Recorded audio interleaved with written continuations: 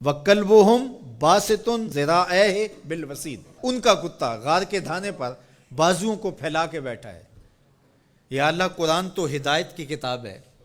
سراسر ہدایت، لفظ لفظ ہدایت، حرف حرف ہدایت۔ تو کتے کے بیٹھنے کے سٹائل کو تو نے قرآن میں بیان کیا، تو اس میں ہمارے لیے کیا ہدایت ہے؟ کہا یہی تو بتانا چاہتا ہوں کہ ذات کا کتا بھی ہو، سنگ جڑ جائے ولیوں کے، اور ولیوں کے دروازے پر بیٹھ کے پہرا دینے لگ جائے، اور کسی کام آ جائے مشت خاک، تو وہ کتا اتنا قابل ذکر ہو جاتا ہے کہ اس کے بیٹھنے کے سٹائل کو رب رب ہو کے بیان کرتا ہے۔ تو کہا تم تو انسان ہو، اگر تم محمد عربی کے در کے نوکر بن جاؤ تو کیا عزتیں دوں گا تمہیں، کیا شانیں تمہیں نصیب ہوں گی۔ تو یہاں یہ دیکھا جاتا ہے کہ ان کی راہوں کے کام کون آتا ہے، ان کے راستے کا مسافر کون ہے، ان کے دین کے لیے اپنے آپ کو پیش کون کرتا ہے، ان کی خدمت اور نوکری کے لیے اپنی مشت خاک کو ان کی راہوں میں بچھاتا کون ہے۔ اور اگر ہم ساری زندگی اپنی خواہش سے گزار دیں اور ان کے دین کے لیے ہم نے کچھ نہ کیا ہو، تو پھر ہم دیکھیں کہ ہم کھڑے کہاں ہیں۔ اقدس تیرے پاؤں میں نہ کوئی کانٹا نہ کوئی زخم، پھر کیوں ہاتھ میں پرچم اسلام لیا تھا۔ اللہ تعالیٰ جل شانہ کی نعمتیں، اس کی کرم نوازی ہمارے اوپر پہم برسیں، لیکن ہم اس کے شکر گزار بندے نہ ہوں، نماز پڑھنا ہمارے لیے بوجھل بن جائے۔ تو کہا پھر گھوڑے اچھے ہیں، وہ اللہ کی راہ میں چلتے تو ہیں، کام تو آتے ہیں۔ تو کہا ان الانسان لربہ لکنود، بے شک انسان اپنے رب کا ناشکر ہے۔ اس زمین کو ارض کنود کہتے ہیں کہ جہاں کچھ نہ اگتا ہو، بنجر زمین، جہاں نہ سبزہ اگتا ہو کہ جانور چارہ کھا سکیں، نہ کوئی درخت اگتا ہو جس سے کوئی سایہ لیا جا سکے، نہ کوئی ایسا درخت اگتا ہو جس سے کوئی پھل حاصل کیا جا سکے، نہ شجرے سایہ دار دیتی ہو جو زمین، نہ شجرے پھلدار دیتی ہو جو زمین، نہ کسی جانور کے چارے کی ضرورت کو پیش کرتی ہو جو زمین،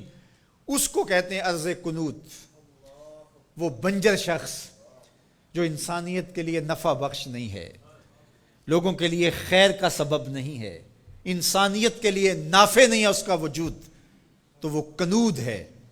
وہ کسی کام کا نہیں ہے، وہ بنجر ہے۔ اللہ کہتا ہے اس بنجر انسان سے میرے محبوب کے غلاموں کے گھوڑے اچھے ہیں۔ اصحاب کہف کی غار کے دروازے پر بیٹھا ہوا کتا اچھا ہے۔ تو ہمیں پسند ہیں جو اس کے راستے میں کام آتے ہیں۔ میں اور آپ دیکھیں کہ ہم کہیں بنجر تو نہیں ہیں، ہم انسانیت کے لیے نافع ہیں، یا ہمارا وجود اس دھرتی کے لیے بوجھ ہے،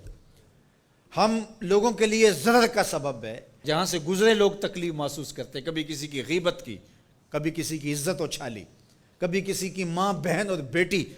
کی آبرو پہ گلی محلے میں بیٹھ کے آوارہ لوگوں کی طرح باتیں چھیڑ دیں، کبھی ہم کسی کی تکلیف کا سبب اور ذریعہ بنیں۔ ہم یہ دیکھیں کسی کے لیے اذیت کا سبب تو نہیں ہے، بلکہ میرے حضور نے ارشاد فرمایا ایک وصیت کرتے ہوئے کہ خیر کی چابی بن جا، شر کا تالا بن جا، تیرے وجود کی وجہ سے خیر پھوٹے، جدھر سے گزرتا جائے روشنیاں پھیلتی چلی جائیں، نور بانٹتا جائے، انسانیت کے لیے نفع بخش ہو تیرا وجود، نہ یہ کہ تیرا وجود لوگوں کے لیے اذیت کا ذریعہ ہو، حتیٰ کہ تیرے لیے کسی کی زبان سے خیر کے کلمے نہ نکلیں۔ ایسے لوگ کتنے ہیں کہ جب وہ مر بھی جاتے ہیں تو ان کے لیے لفظ ڈھونڈنے پڑتے ہیں، تو بعض لوگ لفظ ڈھونڈ ڈھونڈ کے کہتے ہیں اچھا ساڑھے نال تے چنگائی سی، اس کا مطلب یہ اس نے لوگوں کی ناک میں دم کر رکھا تھا، اس کی شر سے صرف میں ہی بچا ہوں۔ وہ ایسا شخص ہے کہ اس کی تعریف آپ بھرے مجمع میں نہیں کر سکتے، لوگ کہیں گے تم جھوٹ بول رہے ہو۔ اور کتنا خوش بخت اور خوش نصیب شخص ہے کہ جب وہ اس دھرتی کو چھوڑتا ہے تو زمین کی مٹی بھی روتی ہے، در و دیوار بھی اشک بہاتے ہیں، اور زمانہ کہتا ہے کہ یہ تو چراغاں تھا، یہ تو نور تھا بزم عالم کا، اس کے دم سے روشنیاں تھیں، یہ کیا گیا کہ زندگی کی ساری رونقیں ماند پڑ گئی، گویا روشنیاں بجھ گئی اس کے جانے سے۔ تو خیر کا سبب اور خیر کا ذریعہ بنو، نہ کہ برائی کا ذریعہ بنو۔